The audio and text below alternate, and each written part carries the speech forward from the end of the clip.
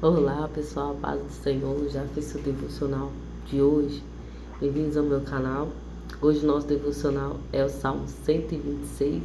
Então nós vamos orar, depois meditar a palavra e orar no final. Então fique até o final para a gente estar orando e meditando juntos a palavra do Senhor. Amém? Salmo 126. Feche seus olhos, vamos orar.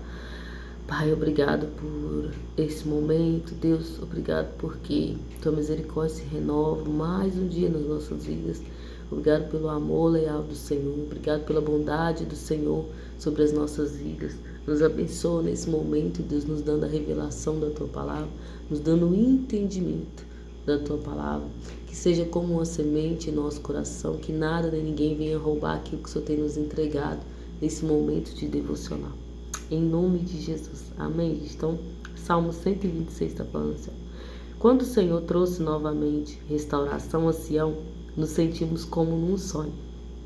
Então, se nos encheu de riso a boca e a nossa língua de alegres expressões de louvor. Até nas outras nações se comentava: o Eterno fez maravilhas por esse povo. Sim, realizações grandiosas fez o Senhor por nós. Por esse motivo, estamos felizes. Senhor, traz os nossos cativos de volta, assim como enche o leito dos ribeiros no deserto do Negueb. Os que em lágrimas semeiam, em júbilo ceifarão. Aquele que parte chorando, enquanto lança a semente, retornará entoando cânticos de louvor, trazendo os seus feixes. Amém. Esse é o Salmo 126, tem até uma música da Tamires Garcia, que ela canta sobre esse salmo. Grandes coisas tem feito o Senhor por nós. É essa música. E é isso que o Senhor tem para nós. Mas aqui existe algo antes da alegria chegar.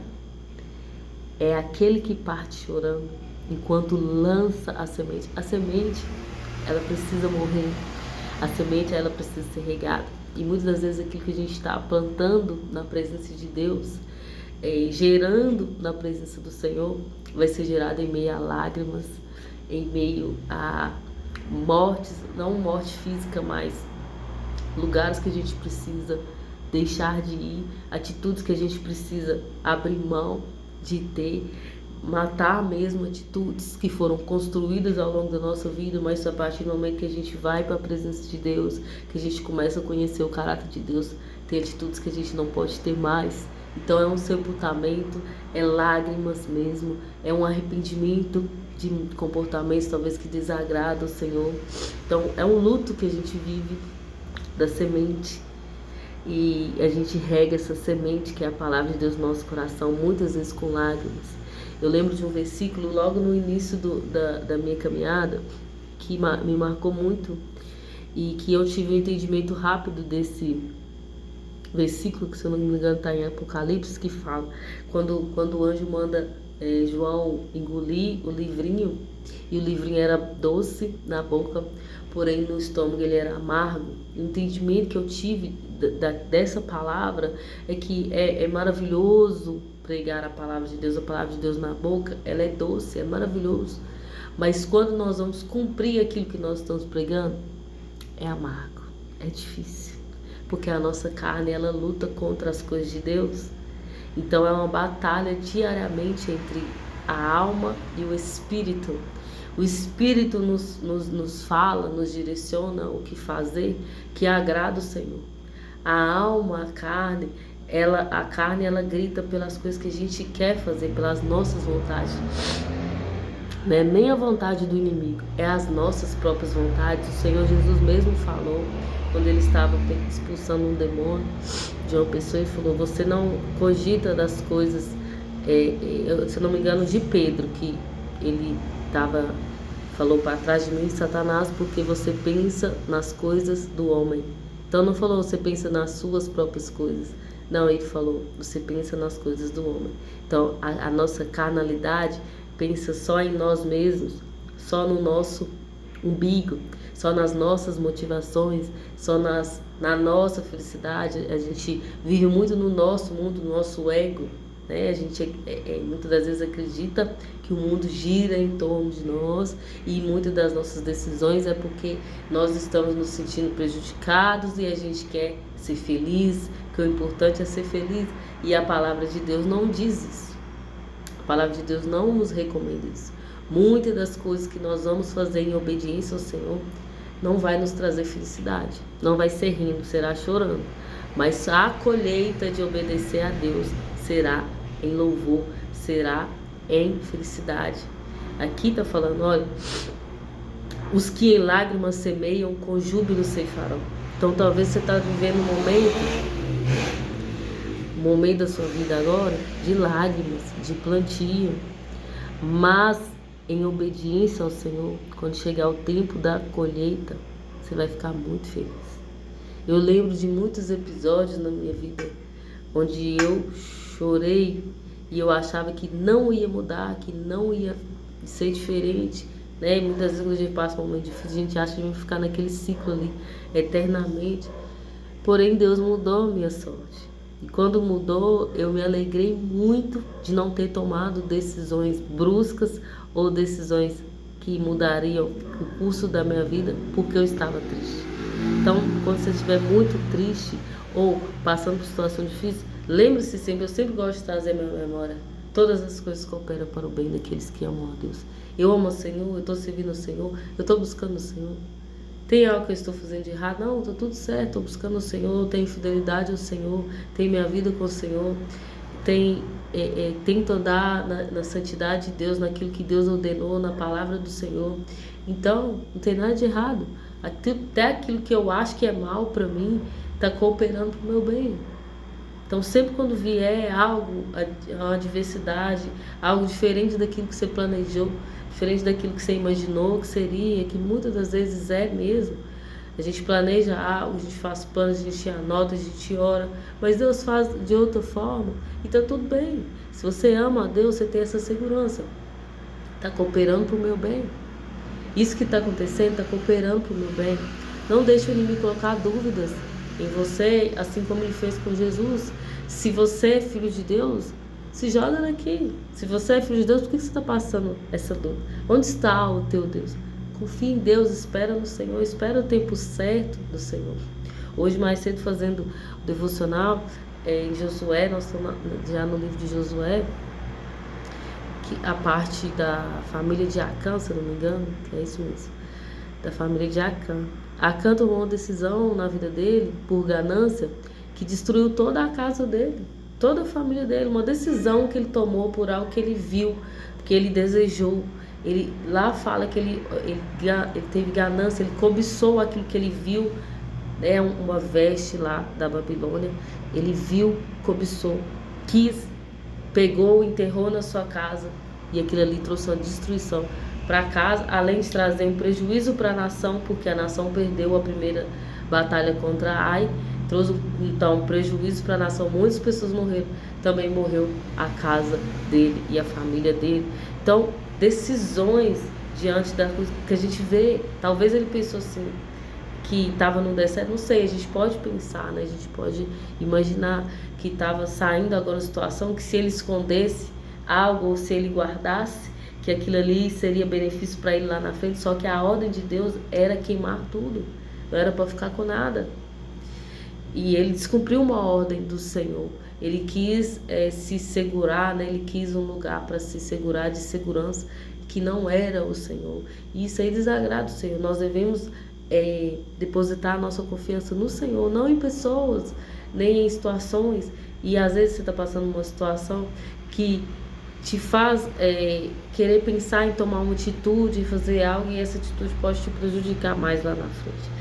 Então não tome decisões baseadas nas circunstâncias que você está vendo agora. Foi isso que Acã fez. Ele viu a capa, desejou aquilo, cobiçou, guardou, enterrou na sua casa. Mas isso foi uma destruição, não só para a nação que perdeu uma guerra, mas também para sua casa, porque a casa dele foi toda destruída, morreu todos, esposo, filhos, toda a família de Acã, por causa da ganância. Lá em Salmos fala que o ganancioso, em Salmos não, Provérbios, o ganancioso, ele coloca a família em apuros. Então, o quanto que as nossas decisões influenciam em toda uma geração. Sábado agora que passou, foi o aniversário de 80 anos da avó do meu esposo. E ela teve 8 filhos, todos vivos, graças a Deus, uma família grande, numerosa. Só que ela passou muitas lutas na vida dela. Ela passou muita dificuldade, muitas lutas, relacionamento ruim. Mas ela não desistiu. E sábado eu vi que foi um tempo assim, foi um dia assim de colheita mesmo, que ela estava muito feliz de estar fazendo 80 anos. Primeira vez que ela tem um aniversário, pra você ver. Primeira vez que é comemorado o aniversário dela com festa, tudo, convidados, buffet. Foi lindo, foi maravilhoso. Mas a trajetória dela até ela chegar aqui foi de muito choro, foi de muita dificuldade. Mas ela venceu. Ela venceu com 80 anos, tá bem, tá lúcida, consegue fazer comida, reconhece todo mundo. Então, ela passou uma luta, mas por causa dos filhos, ela fala muito isso. Os filhos deram ela grande força para suportar muitas coisas e hoje ela colhe os frutos disso. Então, a vida com Deus, ela é assim, nem sempre vai estar tudo bem, vai estar tudo ótimo. O caminho é estreito. Obedecer a Deus implica em dizer não para a nossa carne e dizer sim ao Espírito, dizer sim para Deus. Então a gente precisa negar as vontades da carne, que não é fácil, e dizer sim ao Senhor, que é pelo Espírito. Paulo mesmo diz, andai no Espírito. Nós que aceitamos Jesus como Senhor e Salvador das nossas vidas, nós não podemos mais andar na carne.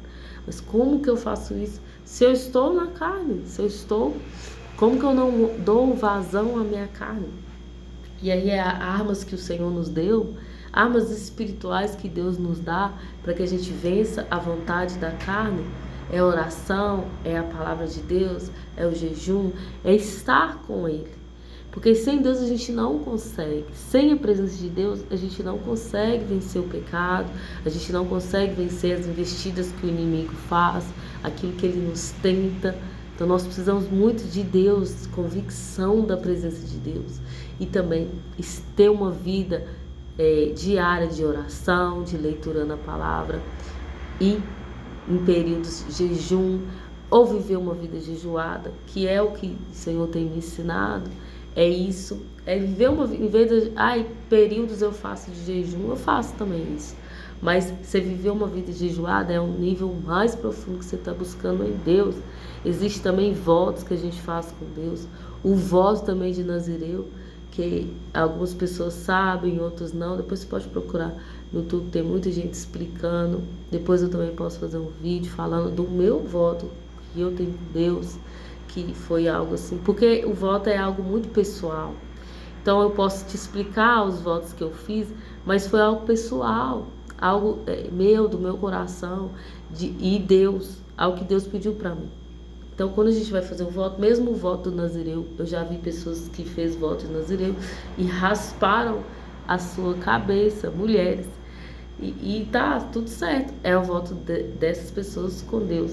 O meu voto que eu fiz com o Senhor foi o oposto, foi de não cortar o cabelo. E lá no voto do Nazireu fala que é não cortar o cabelo, mas muitos falam que quando você entrega o voto, aí é raspado o cabelo. Para mim, que foi algo pessoal, o Senhor não me pediu para raspar a cabeça. Eu não teria problema em fazer, mas o Senhor falou para mim outra coisa, não corte o cabelo. Foi um voto que eu fiz com Deus. Outro voto que eu tenho com Deus, de não usar brincos. Eu tenho até a orelha furada e tudo. Usei durante muito tempo. Nunca fui muito ligada assim, nem brincos assim. Mas eu decidi fazer esse voto com Deus por conta da vaidade, para me preservar. Então foi algo entre eu e Deus, né? Foi um cerco que eu quis colocar. Eu quis fazer esse voto. Não imponho a ninguém. Não acho que quem usa está em pecado. Não acho nada disso. É eu e Deus. Outro voto também que eu já fiz com o Senhor é de não usar calça, porque eu queria algo, e aí já foi um voto de algo que eu queria de Deus, uma vitória que eu queria do Senhor.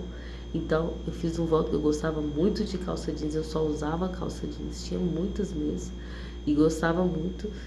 E eu fiz um voto com Deus que se Ele me tirasse da situação que eu estava, que era morar de favor, que eu não iria usar calça mais, eu iria usar saia e vestido.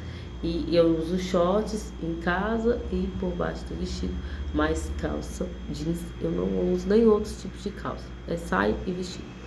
Foi um voto que eu fiz com Deus. Nem acho que quem usa calça tá em pecado também não. Mas foi um voto que eu fiz com Deus e Deus me respondeu. Foi maravilhoso. O Senhor me respondeu o meu voto. Então, e assim, eu lembro todos os dias. Quando a gente faz um voto com Deus, esse ano eu e minha esposa também fizemos de não consumir açúcar, né? Não comer açúcar durante o ano. Então, quando a gente faz um voto com Deus, a gente está ali diariamente lembrando. Então, toda vez que eu vestir roupa, eu me lembro. Eu não uso calça mais, porque eu fiz um voto com Deus, Deus respondeu o meu voto.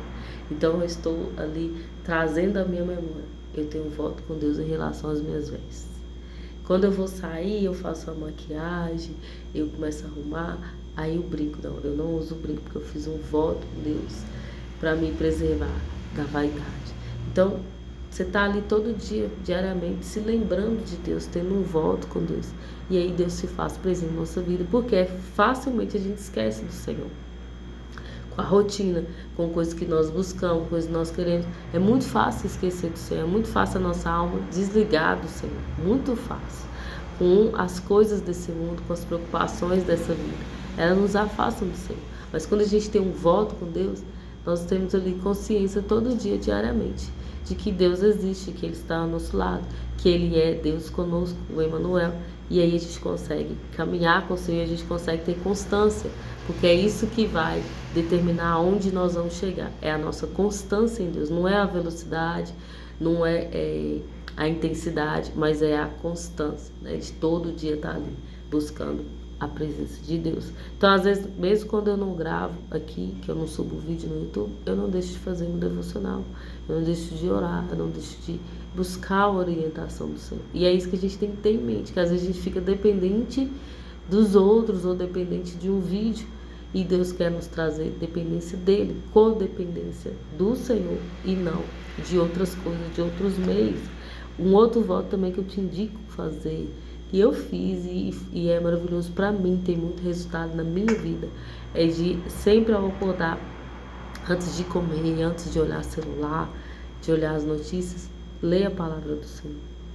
Meditar a palavra do Senhor, orar, meditar a palavra do Senhor, buscar primeiro o reino dos céus. E aí depois a gente tem força e sabedoria para realizar outras coisas do dia a dia. Bem, então, faça um voto com Deus, faça uma aliança com o Senhor. Marca o dia de hoje, dia 19 de maio de 2025, o dia que eu fiz uma aliança com o Senhor, o dia que eu decidi fazer tudo diferente. Nós estamos já no mês 5, nós vamos entrar na metade do ano e talvez sua vida está acontecendo o mesmo ciclo do ano passado, não mudou nada. E o Senhor está te chamando para entrar numa aliança com Ele, para entrar num propósito com Ele, de vida. Eu lembro muito bem o dia que eu fiz essa aliança com o Senhor. Eu falei, Senhor, independente das circunstâncias ao meu redor, eu quero buscar ao Senhor todos os dias. Foi lá em 2018, se eu não me engano. No ano novo eu fiz um voto com Deus. E Deus respondeu o meu voto. Em 2019, muitas das coisas que eu estava buscando já há um tempo, há 2 anos, as coisas foram acontecendo.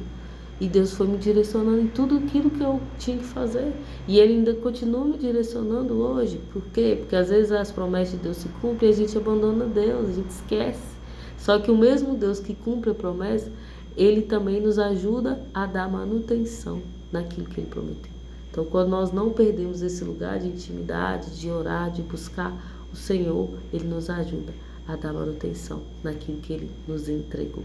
Então, Deus me entregou promessas na minha vida. E se eu me afastar do Senhor, se eu não buscar mais o Senhor, eu não vou suportar o peso que é a glória de Deus, as promessas de Deus, porque é muito superior àquilo que a gente imagina. Tudo que Deus imagina para nós, tudo que Deus quer nos entregar é muito superior daquilo que a gente imagina. Para nós é muito superior. Só que sem Ele nós não suportamos, porque a promessa é sempre maior. Então nós precisamos dele para que haja manutenção, para que a gente não se perca em meio às promessas. Nós precisamos da presença de Deus.